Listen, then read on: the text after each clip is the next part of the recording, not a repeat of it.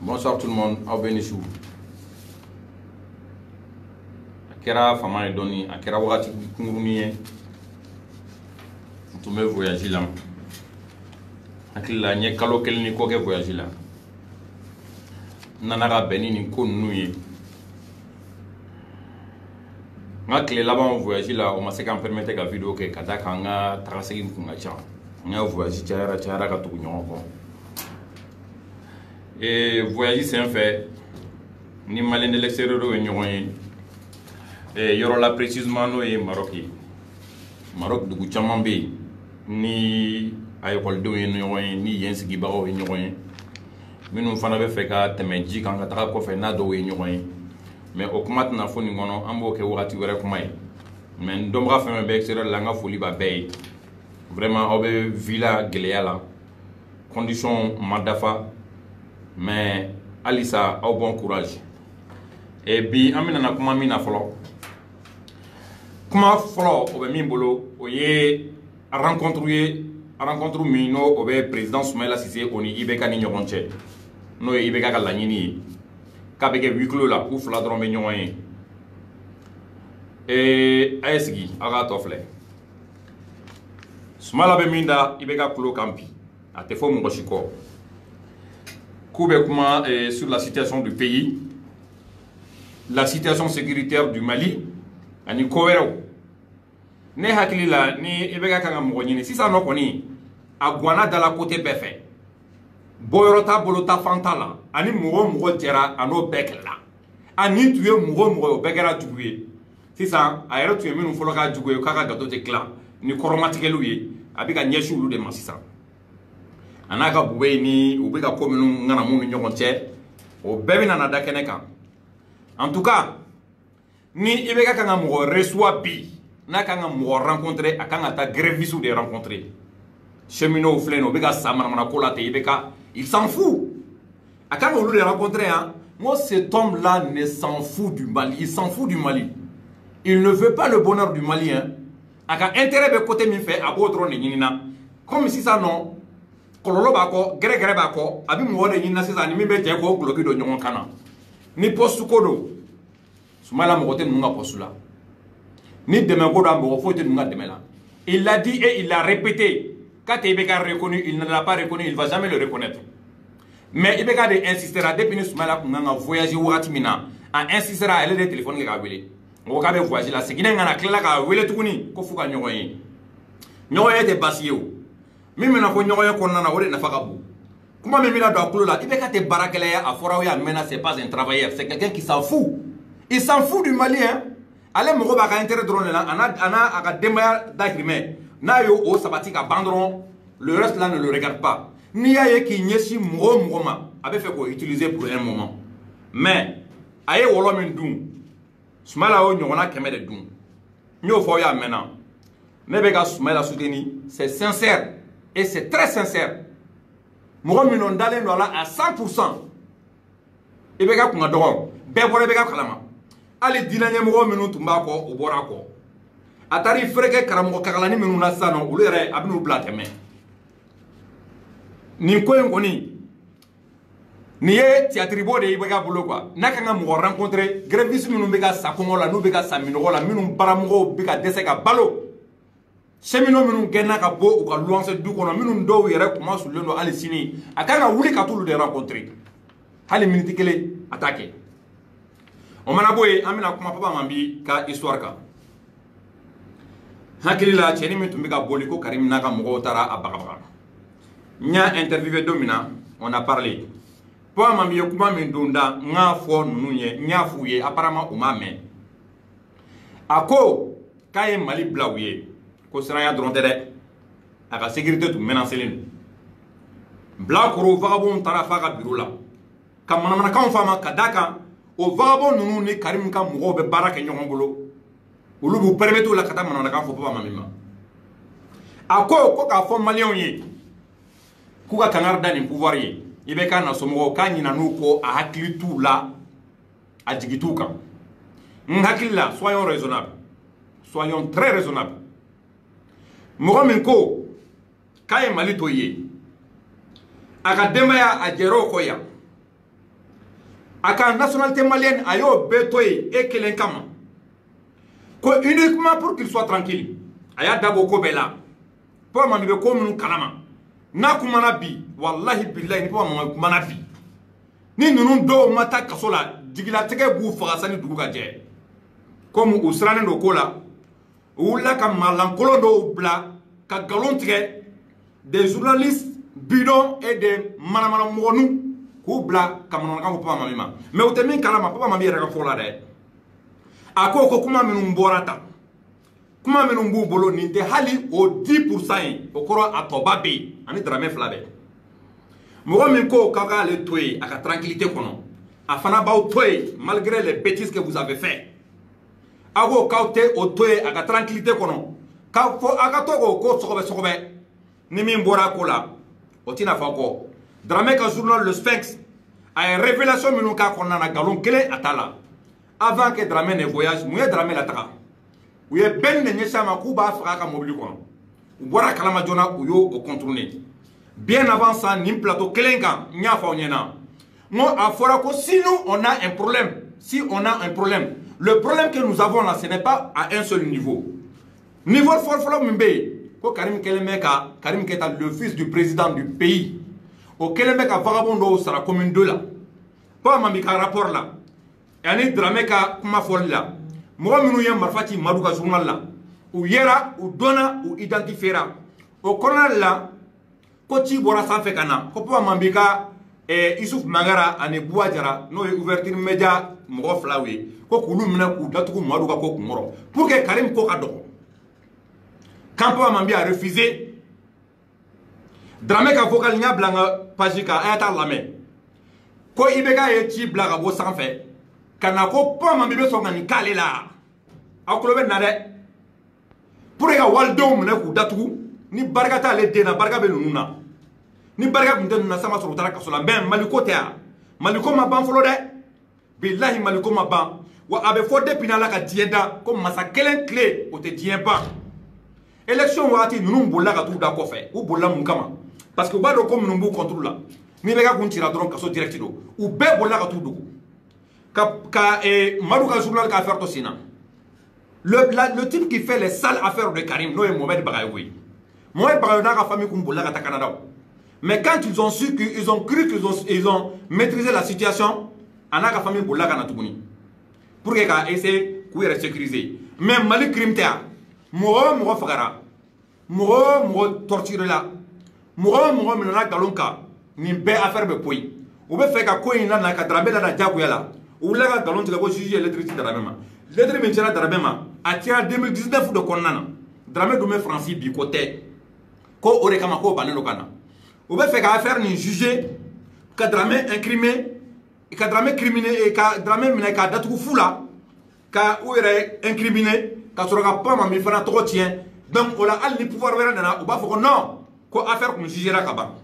donc na affaire jugera ka ba o ba foko no ka affaire te la wuli tuguni mais mo mas no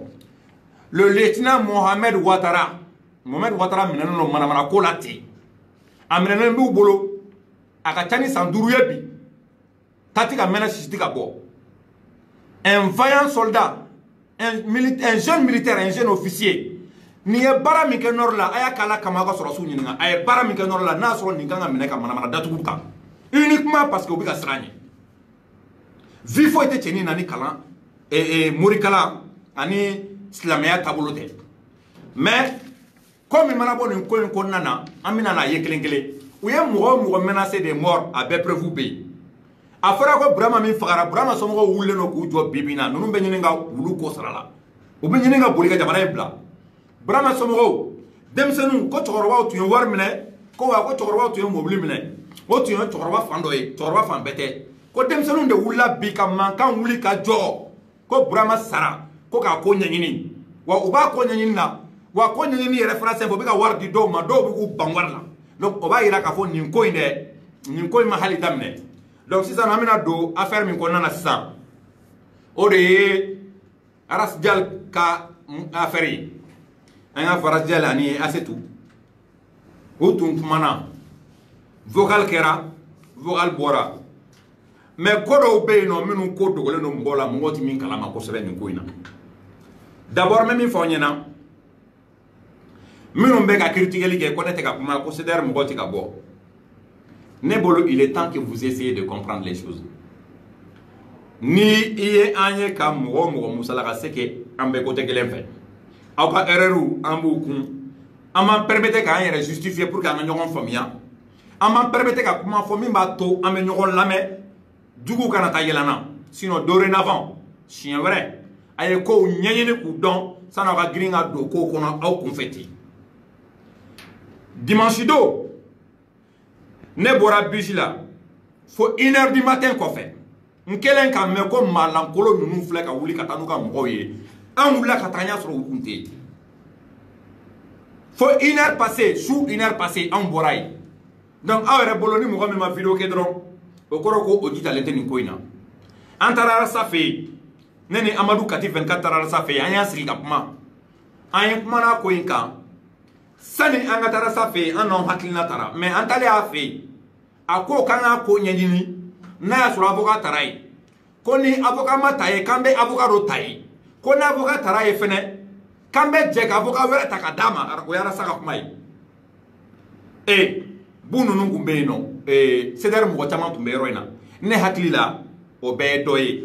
mais ko min fana bɛ yen n'aw t'o kalama n'a fɔli man di tulo la a fɔli man di da la a mɛnni man di tulo la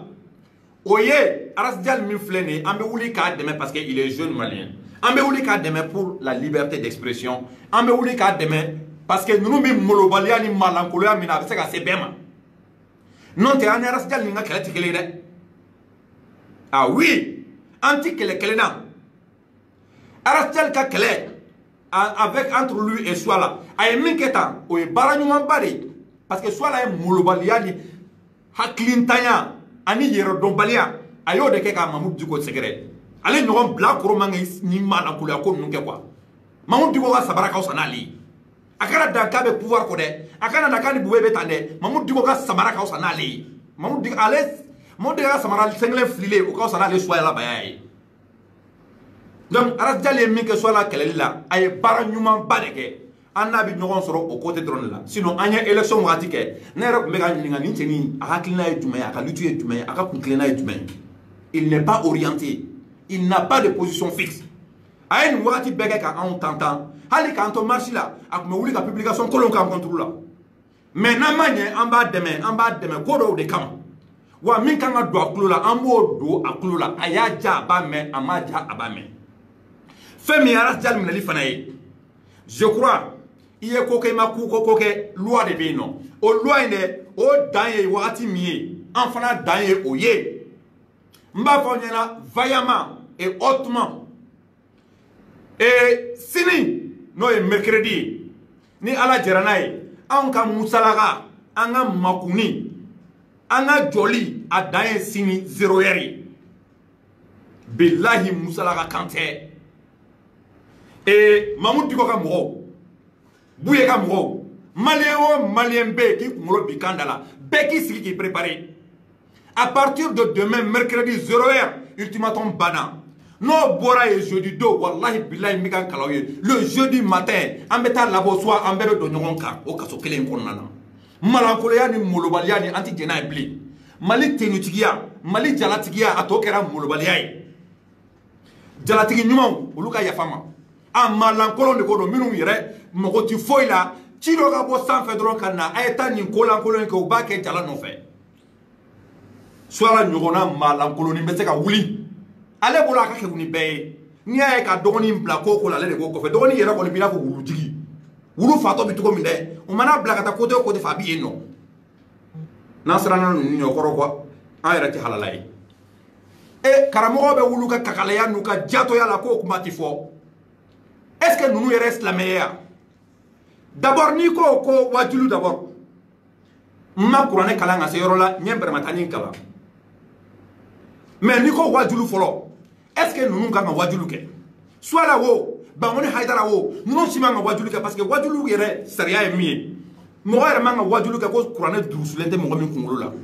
kuranɛ dafalen n'a tɛ mɔgɔ min kunkolo la i man k'i sigi ka wajulu kɛ n'o tɛ wallahi bilahi bɛ mɔgɔw bila fili la parce que e yɛrɛ t'a dɔn n'i y'a ye i bɛ fɛn ɲɛfɔ mɔgɔ ye o b'a sɔrɔ i b'a dɔn e yɛrɛ t'a dɔn o mana bɔ yen kuranɛ yɛrɛ kɔnɔna na wajulukɛla kan ka mɔgɔ dege seli kɛcogo seliji tacogo seli bɛ tiɲɛ cogo di mun de bɛ seli ɲɛna tiɲɛna mais ninnu t'o si fɔ ni ma wuli k'i yɛrɛ fɔ ko gulokiba b'ale kan na ko ɲɛngoya bɛ mɔgɔw la o na wuli ko mobili caman b'ale bolo o bɛ du caman b'ale bolo ko ɲɛngoya bɛ mɔgɔw la aw bɛ kakalaya min na o ɲɛngoya tɛ mɔgɔ la dɛ aw bɛ nin jatoya ni nin nafigiya min na mɔgɔw da la o ɲa dɔn o ɲɛngoya tɛ mɔgɔ la aw tɛ baara la o tɔ bɛ baara de kɛ qu'est-ce que vous faites comme travail ka mɔgɔw arnaquer n'u tɛ saoudiens kan k'u arnaquer ou bien iraniens kan k'u arnaquer u bɛ jɛkulu dɔ sigi ko mɔgɔw arnaquer ou bien n'u tɛ wusulan feere la u bɛ livre feere la nafigiya la mɔgɔw da la o bɛ ka nin mutada min yɛrɛ fɔ o bɛ mutaha de c'est formellement interdit par la religion n ye karamɔgɔ kakala dɔ ye o wulila k'i jɔ aw ka hakɛ to bin kuma cogo man ɲi o wulila k'i jɔ a ka jatoya kumaw la a ka hakɛ to ko mutaga dagalen don ka wuli ka fɔlɔfɔlɔ mɔgɔ dɔ fɔ ko kun ye mutaga kɛ ka tɛmɛ mutada nin filɛ nin ye d'abord wagati dɔ de kɛra a autorisera mɔgɔ dɔw ye a autorisera olu ye min kama u taara kɛlɛkɛyɔrɔ de la je crois n bɛ se ka fili u taalen kɛlɛkɛyɔrɔ la a fɔra k'a autoriselen b'u ye o wagatinin san'u ka segin mais ni aw y'aw tɔ ka jatoya n'aw ka kakalaya la mɔgɔw ka hakɛ to quoi a y'a to aw ka kakalaya ni aw ka yɛrɛdɔnbaliya la muso muso mana t'aw fɛ yen hali ni min taara k'a ka baarako gɛlɛyalen don min t'aw jogo dɔn dɛ min yɛrɛ t'a dɔn k'a fɔ aw tɛ foyi den kelen dɔn n'o taara aw fɛ yen ko hali k'a ka baarako duwawu k'a ye aw bɛ wuli ko ye 2000 d'o ma ko ka mutaha kɛ n'o ye o tɛ yɛrɛ nɛgɛya aw bɛ taa ala sɔrɔ aw ɲɛ o aw bɛ taa ala sɔrɔ aw ɲɛ aw bɛ taa ala sɔrɔ aw ɲɛ aw yɛrɛ dɔw tɛ aw bɛ tile de ɲininkaliw dɔw t'a la yɛrɛ parce que mɔgɔw ɲɛna ko aw minnu ye karamɔgɔ ye mɔgɔw ɲɛna ko aw minnu bɛ se ka jamana lataa ɲɛ mɔgɔw ɲɛna ko aw minnu bɛ yen nɔ ko jama bɛ se k'u jigi da aw kan pour que ka silamɛya taabolo ɲuman ta n'a fɔra ko aw de bɛ silamɛdenw minɛ ni minɛkojugu ye ka kakalaya ɲɛsin u ma o tɛ se ka faamu cogo si la aw bɛ ka nin mutaga min filɛ nin tantɔ yɛrɛ nɛgɛ de don a b'i n'a fɔ n'i ko lɛ ma ko saga bɛɛ b'a dɔn lɛsɔgɔ haramuyalen don silamɛya la dɛ e ka lɛ dɔ san k'a fɔ i yɛrɛ kɔnɔ nin ye ne ka saga de k'i sigi k'o lɛ nin dun k'a fɔ i bɛ k'ala de nɛgɛ ou bien a b'i n'a fɔ i ka na ni gulɔ ye ka sɛbɛn gulɔ in sanfɛ ko le lait nɔnɔ kɛnɛ e k'i kɔnɔ fa o dulɔ la ka su ka tila ka na ka kɛ i n'a fɔ i bɛ ka mɔgɔw de buloku ko i ma gulɔ min mutala nin y'o de ye n'a dɔw wulila u bɛ dabaya kuma fɔ ko depuis ni ala y'a olu da k'olu ma jɛnɛya kɛ aw ɲɔgɔn jɛnɛkɛla minnu kɛ su yɛrɛ k'aw sanna aw ye hali partuzukɛlaw k'aw sanna aw dɔw ye baara foyi t'u la o ko b'o yɛrɛ kɛ partuzu bilayi ninnu b'a kɛ u b'a kɛ siga t'a la ne yɛrɛ ko tɛ u b'a kɛ u bɛ fɛn kɛ min t'o ye i kana ninnu ye baanɛni na dɛ komi Asetu kelen de kumana o tɛ yan Asetu kelen tɛ o tɔw bɛ nale tɔw bɛ kuma min ko k'a kɔrɔman don mutara nin na dɛ o bɛ nale o kuma ma ban o akaramo jahili chokoro wa minumbe fara nu de la corona wal musola nin ko imbe bo kenema afara ka nemne o fara we gatame bamanan ko ibe wolo ka soro daga tesi ga ka du kono ibe wolo ka soro ibaramo be ta dumuni deli yoro wala ka dum ibe ka milliardaire ni yere don ka sigi dala mo bonya ibe sa kuma te do kulo la kuma te do idien kulo la des farfelus, des malhonnêtes, des hypocrites qui sont capables de tout pour de l'argent. Nous nous sommes dit que man afolo kama. Moi islamé wallahi manga so nunu ka jamana islamé a bafoué tantôt. Et ne connais pas ngao. Sincèrement parler, différence d'humain ne soit la baya ni maruga journal tché. Maruga journal de aya fonyana ala kama ba ngninga. Différence d'humain de be maruka journal ni soya bayache malankolo me wuli kati do ka kena fo jamaba le bulu ibe wuli nanfia la kata mo filmer ko ci arabu ma ka escroya ke mo yitoy iyere ke karamo koy mo yitoy iyere ke wajulu ke lay mo yitoy iyere ke ali fura fere lay mais ibi to de la afora bamana ko ni de la ko ni ye kulanga jabla kuro la kani pasa forogo be doika o de ni sinon ni nyona bla kuro mi se ka wuli ki da so fo mo diko ma togodi o be se ka ke togodi aman ko min kan jami et puis o malankolo kala mesla ka wuli ku jo ko mo mi wula ka mutada ko kuma na ka jena ko kuma fo ko be do kasula on est où là soit la bae ibe ka neni minuke o kasi tu ka bo kene make ayo bebo YouTube qui s'en fait bien au ka partager soit la bae ibe ka neni minuke aka vidéo minna aku bla ça ma sera kubi kasula ça m'a sera menen datugulembe fobi maintenant ni boubé ni salifu nous bolo bi ñogom bolo parce que salifu de et sécurité directeur et ministre disons donc ko ben na salifu tisa ga écarté il est dedans même s'il n'est pas dedans il en sait quelque chose boubé mi flena le ko ni de pala je dans le ko dugu ko afay mais ani drame bi ñogona de drame ma foko et tian tangara ka saya ko boubé muso de do ñagami o kuma de be sena akan ni ko nunte mo bu jaka ha afara ko mo to nu be ko fe o te se ka video ke parce que ku be sera ne atonga na de ngana mbali la ka soro ka video ke mi me boala o ka boala billahi anti rekile nyore fo nyina mamudu ko ka mo be halite mamudu ko ka mo ni malien ne faso de nyumai buye ka mo be se ka kala de fe on fe be qui préparer si le mercredi 0h no ya soro numa bla mimbi boala wallahi billahi no asoro numa po o de la mina ton mo miye yero bebi nunu contrôle la be konkomane do kan numa kono o konkomane inde o de mina nake bube ka démission min fora de akobi damina ni senfe e ite barala itita iti foynya iteta ite pronya ite propa pronye ni min prola ka dima ito nya kitita anake mali e wulutai ibe ga election chuen ini mo mi na nyoye o ma so yere o ma so ga election gagner li rema nin ko ma bla ha ni jara nuna fana o be wuli ka ko be mutam ngo mina tete sino swala nyonani e blofu dro fo ti swala bolo blofu ko jamata ko abi jama be bloku de ko suro ka bora fena brigade merci la ya kuma kanta aka fo ka ki sigiga na so to ga nyon susoke asetu yo kuma mi fo yara ka mo do bora ka fo ka asetu ka kuma te tien kan so la nyon kalama nyo de fa yo o asetu ye sirigi nyuma na sirigi kwate ko muso ye mutada ke ka bere bina boka marché ku ngadogo ne rabi mo min do abade chamango ku bi ka siran ni asetu ka ko jate mine mu yara ga ras jal ga problème asetu ko ras jalma ko kuma kan flene kana blaka so ma fo kana blaka so ma be aka asetu nyuma na ko kuma kan inglana depuis 2015 là-bas en fait donc o marake o tuwa la ne bolo kan ga be ko kande mais arsel bulla ka denin ke victime ne ay ka denin ke coupable alors victime ye soit la baya de o mi ya nyona ke donc soit la baya kan akanga détecter des cartons ka démasquer abika ni ke fait on fait na ko ba yira asetu ka kuma kan fait asetu ka kuma ke to ba yira ka foko ani soit la tu nyon fait kabina be furu ko nana amo fo de ayo yoro dugu mais ni ko jati mina nyema parce que wakale kun furule no yoro na ko no swala ka fenetri ko do no nyoma donc o ba yira ka fo de ba le kun furule no an swala ko nyon fait na ya soro etie swala be se ka wuli ki do to di kale karamgo be se ka wuli ki do to di ka be mgo la waju o waju be do don kuna don mini do ko fe ki be seli malien tarami horonya tarami dambe tarami islamia tarami yera don abemi mogo bu jigida mogoni minunka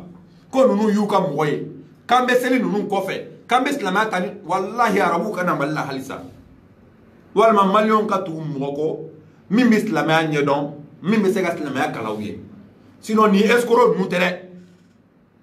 e traworo ni konta o peinture le ku yera ka hadrawiye nunu te foye malankolo nuko ukana mogoshi intimidé wallahi sineni kubida swala baya kutida sineni ne mimbe wolo ka kuto tane okuni obidata swala baya kutida parce que atari siendo ko la kominta sirala e mamou diko yiba bube ka 50 millions na ajote aba onyana ko be aw nyogo malankolo be aw nyogo gerwu jagwa gerwu reya hali sini ata warmine wa hali sini abe meja wele ku yira ni malankolo ente continuer nyore faye sineni kubida sola baya kutida mugoni manana ka fliere makati yere ke mugobauka jorote la jamana kono e do ya fone na kale faye médaille soro nyella de ka ku frifri wala fa ka médaille fli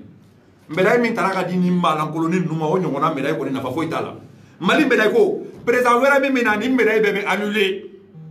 président wera mi mina nala jarana ni médaille bebe fli kerema nunun ka nin koy moshi kana sigika nebe ka min fo quoi comme ne dana tele reba nyoy ne kuma fa yana nunun ka ko nyuma mi ibi hakilla tige tiyo ci bi bulu ibi yela nyina ci be ko ibi nyeshi nunun madron ka kina fo ibi repos de la tendre repos ibi gi sigiye iki tigida mo to kan minu mekenama mais ni bela mbi tigi mo kele mina so ala baya ko ina we malikay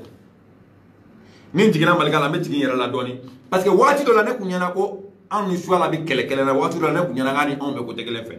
nere ko malika manga ka to ya respirer doni mais bibina ngakila malika kaname so ala ka fe o fe bibulo bonay ni to be sra e donen terre mo ta do e mo mi o tel ko kuma min be billahi musala te ble mo be sutura mi ya yere sutura mo be musala mi ya yere musala mo mi ma yere don amaseka mo to bonya aka nyemgo e mo mi ni bi dine bonya ko nga foloka mamudu digo bonya parce que mamudu digo ya aka nyemgo e awti malo ya ka foko bube tara e tapi di misiri kono ha est ce que bube mana tani tapi mi misiri kono mo nga jogo ka selia atara di pour quelle raison atara di pour la corruption est ce que corruption ka do dine kono nana hal ni be wuli ki joka sel de yi gana jo tapi rega jo ko kere fe ka seli de o ka sa ko bube yi tapi e blakata misiri la ka tara seloka wa nyore fo ya mena ngoni be na fiki nyini de ni bi mo lankolo nyini ni be maere ma kunango ni ba nyini billahi abe soro misiri délégation bedere vagabond koro kele choroba ere o do be tu u same misiri de la o lu be do misiri délégation na wari jugu war kulo o ba beta ka beku tayi ado yere koni choroba kalde flare be choroba minum be nu u te miri alala u te mirala kirala u be jamana fem beta ka sumye ka du deuma ani choroba minum be Dieu fait mes bouboulo, ou tout le monde kojugula, ou monde fait suana, nous be fait qu'à n'y a dit genou, ma genou, nous menale. Au différence des bêtes, on y monte. Boubé kam tapi dile misiri kono awni ala te mo kanga son ko mine ka beto mo la seli au sanfé boubé wardi mo ma ya di pour ka tiki corrompi boubé grala mo la grala tiki la pour ka tiki corrompi donc on devait continuer tantôt et avec tout ça on espère que le Mali soit meilleur. On me fait Mali a changé. Ni bita meni kan comme ni koyi masuda nyera nana ka soro kon dogoge tierno o tum na nu fe nana ka soro blala. Sinon si j'ai belé les memolo ya Mali de l'extérieur ou ka sujet. O ko corona o ka duguni fin be. Mais ni koyi flene pour le moment. Karamogo kakala si tan stoppé. Olu kunga dogon ko dara madu ka journal ka a nyona kembe da eswala baya ka madu yere ka sanali parce que madu hésitera ko sobe madu sirana madu jorola e de bini yere ke e pouvoir mo ka porte parole a kelen nga foko buwe 50 millions di ko mamudu di ko a refuser ngale bora ka video ka yorobela pour k'a yɛrɛ ka jɛnɛya ko kuma n'a ka kakalaya ko kuma n'a ka jatoya kuma fɔlen a ma bɔ ka video k'a la a ka hakɛ to kuma la ni maalankolonninw de bɛ mɔgɔ bila ka kumabaw fɔ Arasjal ni Asetu minɛnen don an y'a kuma fɔ n bɛ segin a kan sini mercredi 0h o ye anw ka ultimatum bannen Mamadou Diko ka mɔgɔw Buye ka mɔgɔw malien den ɲuman bɛɛ bilahi an bɛ tagama ninnu kan jeudi do sɔgɔma n'u bɔ u bila u b'an bɛɛ minɛ ka don u nɔfɛ yɛrɛ u dalen don a la k'u bɛna di barikaden ko ka mɔgɔw repousser on verra n'u bɛ se ka mɔgɔw repousser a yɔrɔ la ni ala jɛra n'a ye on verra fɛn min ye mutaha ko ye dɛ ani mutada de ko min kan ka fɔ a la o de fɔra a y'a kɛ ala kama muso o muso ni suala baya ye nin ko in kɛ ka tɛmɛ hali ni aw visage tɛ bɔ a ye bɔ ka na ka dénoncer karamɔgɔ kakala o tɛ to an kunna yan n'an m'a démasquer ni maliyɛnw wulila kama hali i ni iraniyɛnw bɛ tigɛ ɲɔgɔn na parce que preuve bɛ mɔgɔw bolo minnu bɛ se ka i mankutu tiɲɛ yɔrɔ kelen i ka wari minɛ nanfigiya la i ka wari minɛ i ka dun nanfigiya la ten ninnu b'i sara k'i danbe san k'i ka hɔrɔnya san k'i ka silamɛya yɛrɛ san to o sutura kɔnɔna na mais ka bɔ k'i yɛrɛ kɛ wara ni fagabali ye ka essayer k'i bi dogo kow kɔfɛ billahi bɛna nimisa kosɛbɛ nous les Maliens nous la jeunesse malienne on tɛ reculer hein billahi on tɛ reculer on est là on veille on surveille et on guette c'est la jeunesse malienne qui vous parle on recule pas on va jamais reculer on n'abandonne pas on va jamais abandonner jamais jamais aw ka mɔgɔ minɛ t'anw la siran aw ka bagaba t'an la siran k'aw bɛ taa mɔgɔ faga o t'an la siran aw bɛ mɔgɔw minɛ ka t'u torturer essayer kɔnɔna na o tɛ mɔgɔ si la siran anw tɛ mɔgɔ kelen an tɛ mɔgɔ fila an tɛ mɔgɔ saba an tɛ mɔgɔ naani ye aw bɛ ko kɛ bi anw b'a ɲɔgɔn kɛmɛ kɛ sini an ka sigi dɔrɔn mais min bɛ yen ka fɔ i bɛ ka n'a nɔfɛ mɔgɔw ye masa kelen tile tɛ diɲɛ ban aw bɛ ka kojugu o kojugu kɛ billahi vous allez payer tout ça a kɛra bi a kɛra sini ye aw mana diɲɛlatigɛ ko o ko boloda vous n'allez pas échapper à la justice non échapper à la justice la aw tɛ échapper mɔgɔw hakɛ la ɲama min b'aw kɔ aw tɛ échapper ninnu na fo ka diɲɛ wuli Dramé ka kuma la a ko mɔgɔ dama min sara essayer kɔnɔna na ko mɔgɔw t'a da dɔn a k'u ye mɔgɔ dama min torturer essayer kɔnɔna na ko mɔgɔw t'a da dɔn le jeune lieutenant mina kuma min kan Mohamed Ouattara u y'a torturé essayer kɔnɔna na pendant plusieurs jours manamana ko la ten k'a ka kuma dɔ fɔ dɔrɔn u ka nkalon dɔ ta ka da la k'o sɛbɛn k'o signer vous croyez qu'on va continuer comme ça Malien ninnu ta ye ka tɛmɛ anw kan ou bien ninnu ye malien ye ka tɛmɛ anw kan on va continuer à les assister et on va continuer ka malankolonya kɛ mɔgɔw la ten tɔ vous croyez que ça c'est normal Malien bi yɔrɔ yɔrɔ la a bɛ kasi la Malien bi jamana o jamana kan tɔɔrɔ b'a kan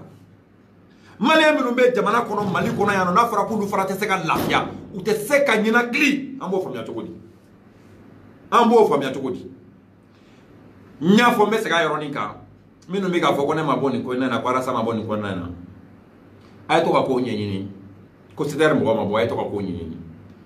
a ye to ka kow ɲɛɲini deli yɛrɛ dɔ a ye to ka kow ɲɛɲini n'i y'a ye an bɛ to ka kuma ni ɲɔgɔn cɛ silamɛya la a kun ye juguw kana yɛlɛnna sinon billahi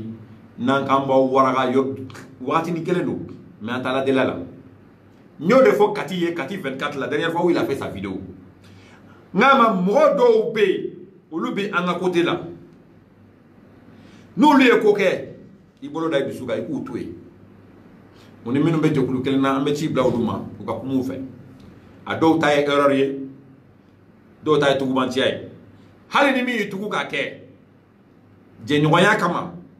an b'o tigi tolérer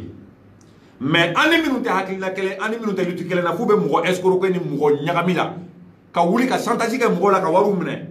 n ko olu fɛn o fɛn y'u da waga ka s'a ma bilahi a k'u bɔrɔtɔ sɔgɔma fo su fɛ je le soutiens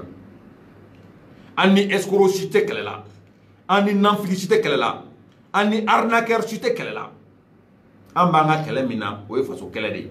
minnu b'u ka arnaque la u b'u ka arnaque de la n'a fɛn o fɛn da balila ka maga la n k'a k'o bɔrɔtɔ hali a kana hinɛ o la mais an ni minnu bɛ faso kɛlɛ la n ko n'a fɛn o fɛn sera a ma a k'i bolo da dusu kan a ka an b'a gérer entre nous ni ala jɛra n'a ye juguw ti yɛlɛnna ni ala jɛra n'a ye an tɛ kɛ fasoden jugu ye ni ala jɛra n'a ye jamana in bɛ jɔ walahi ni fanga in jasira ka ban n bɛ ka n kalaw ye ni fanga in jasira ka ban jɔn kɛlen bɛ fanga in kɔ bi mɔgɔ si jɔn de bɛ fanga in contrôle la bi bɛɛ n'a bɔra yuyu ni maa lankolon ni maa jasilenw na u ka association dɔ sigilen don ko veille citoyenne n tɛ fɛ ka mɔgɔw yɛrɛ tɔgɔ fɔ u bɛ wuli ka jɔ la k'u bɛ taa mɔgɔw voir anw tigɛra aw la koyi des jeunes vendus des jeunes qui n'ont même plus de dignité aw bɛ se ka wuli k'aw jɔ k'a bɛ bɛn ko kuma fɔ jɔn de ye maliyɛn tɛ sunɔgɔ la yan an si tɛ sunɔgɔ la an bɛɛ ɲɛ yɛlɛlen don nin y'a ko daminɛnen ye nin y'a daminɛnen de ye Mamudu Diko ka mɔgɔ mɔgɔ bɛ yen n'a ye nin kuma in mɛn a y'a lase aw ka mɔgɔw ma Buye ka kalanden o kalanden bɛ yen n'a ye nin kuma in lamɛn a y'a lase mɔgɔw ma an ka ultimatum de sera dan na nous sommes pas en train de violer la loi hein la loi est déjà violée donc an bɛ loi nin de sigi sen kan k'a yir'u ko Mali t'u ta ye désobéissance civile an bɛn'o de kɛ à partir du jeudi matin n'a y'a sɔrɔ menace don ou bien n'a y'a sɔrɔ bagabaga don wallahi u ka n'u libérer u k'u to yan k'a ye dɔ kɛra ni mɔgɔ lankolonya ni nin yɛrɛ dɔnbaliya in na Mali sigi la maliyɛn papier b'an bɛɛ bolo an bɛɛ maliyɛn ye maliyɛn denkuli kɛra an bɛɛ la an bɛɛ dama ka Mali in na a ye nafolo suɲɛ a ka taa immeuble jɔ a ye nafolo suɲɛ a ka taa a ka compte rempli a ye nafolo suɲɛ a ka kɔrɔbaraw fa a ka mobili ɲumanbaw san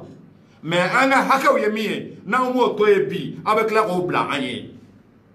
ko foyi tɛ dogo la Mali la ko o ko kɛra a bɛɛ dalen don kɛnɛ kan ko o ko bɛ ka kɛ an b'a bɛɛ kalama komi n y'a ɲɛfɔ a ye Arasta ko an ka taa yɔrɔ in na an ka jate minɛ n'a y'a sɔrɔ avocat tɛ cɛ bolo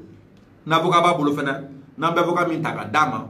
an b'o fɛɛrɛ tigɛ donc minnu b'a la k'a fɔ ko waye ko César mɔgɔ tɛ k'u impliqué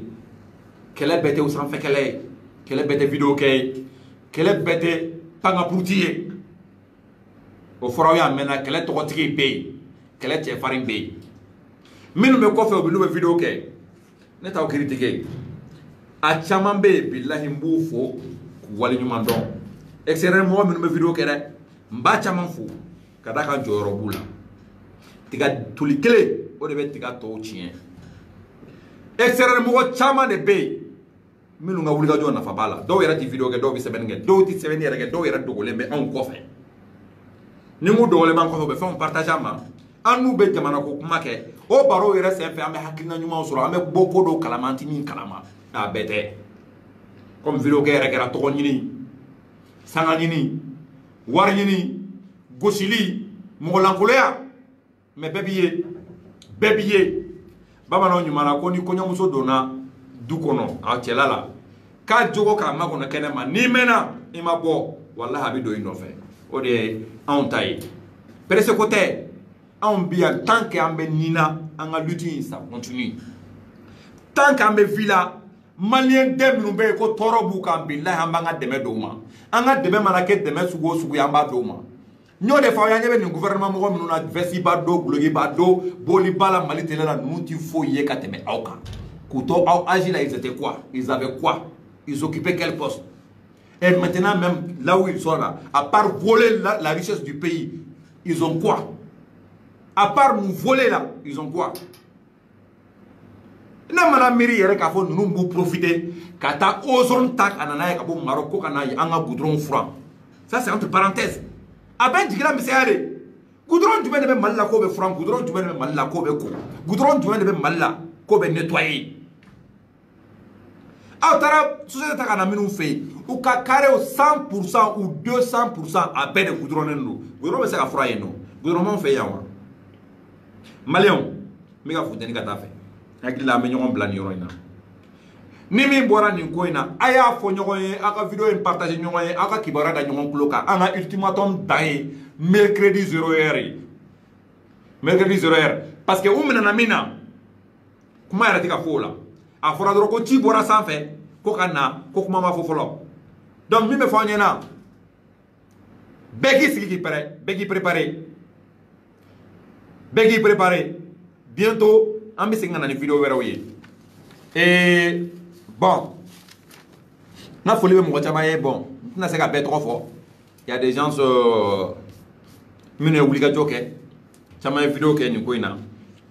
donc an bɛ ɲɔgɔn ta sɔni n'ala sɔnna ma ala ka su yɛrɛ d'a ma ala ka barika don Mali la ala ka barika don maliyɛndenw na karamɔgɔ kakala si ka kakalaya tɛ continue anw bara yan nɔ n'ala jara n'a ye